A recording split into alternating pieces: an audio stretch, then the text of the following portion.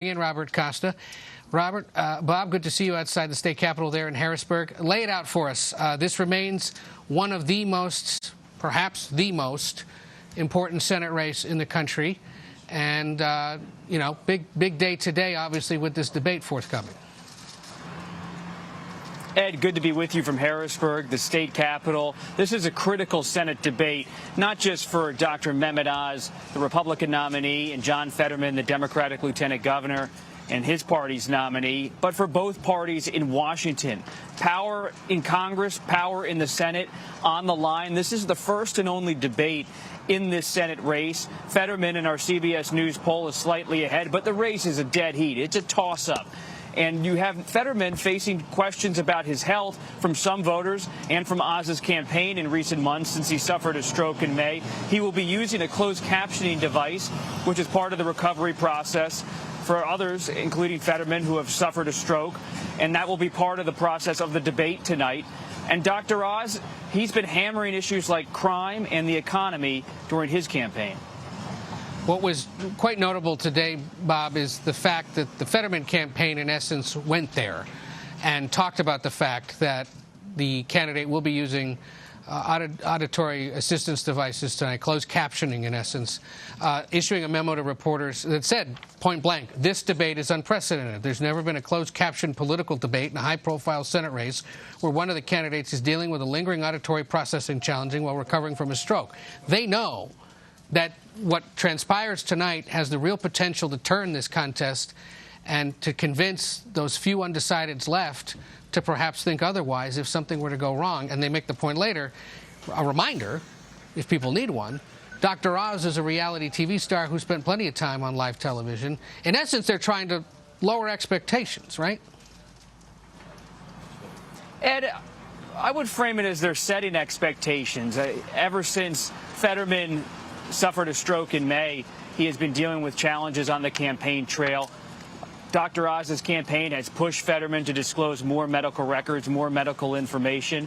Fetterman had his doctor recently release a letter in which he said he could fully do the job of senator, that he's ready to serve. Fetterman and his campaign have hoped that that would quiet some of these questions about his health.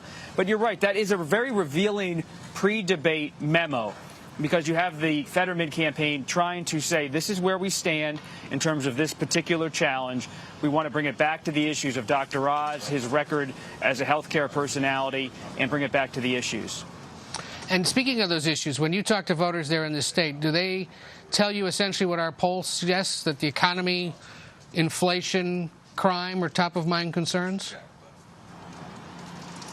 It depends on who you speak to. We spent the weekend in State College, Pennsylvania, Penn State University, in that beautiful town nestled near Mount Nittany, and you saw a lot of people there talking about abortion as well as the economy and crime. A lot of young people in State College, Pennsylvania, and some of the cities and suburbs across Pennsylvania and across the country have put that issue at the fore after the Supreme Court overturned Roe v. Wade earlier this year.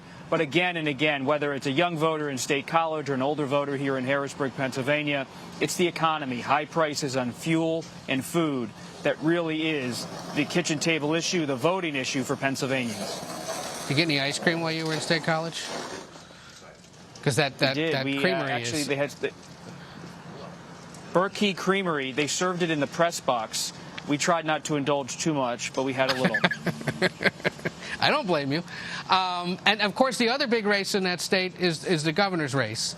Josh Shapiro, the Democrat, who appears to be comfortably ahead of Republican Doug Mastriano. What does he have to do the next 2 weeks? Just keep his head down and hope nothing happens that upsets his apple cart?